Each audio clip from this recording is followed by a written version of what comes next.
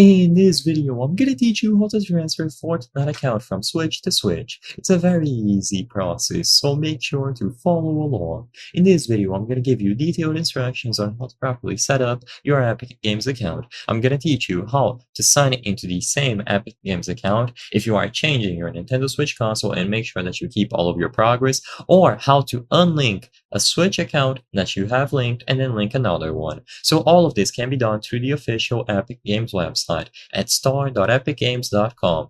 In this page, sign into the Epic Games account that you use, click on your name, and then go over to the account page. You will be able to find apps and accounts at the left side of the screen, and then switch over to the accounts category. In here, you can see all of the links for external accounts that are established, and of course, the Nintendo account that you have linked. Now, when you sign into any console, the progress between all of these accounts will be shared, so you will always have the same skins, you will see your Epic Games friends list, and so on.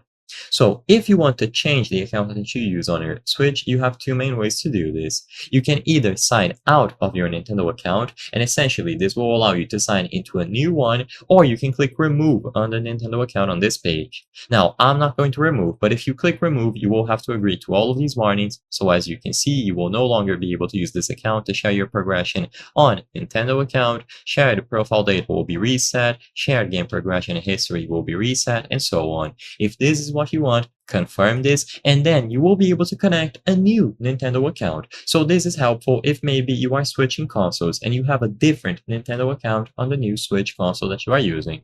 But if you just want to sign into a different Epic Games account, all that you have to do is log out of your Nintendo account on the Switch and sign into a new one. And as long as you have a new Epic Games account with a new Nintendo account connected, you should be able to switch accounts that you use to play Fortnite.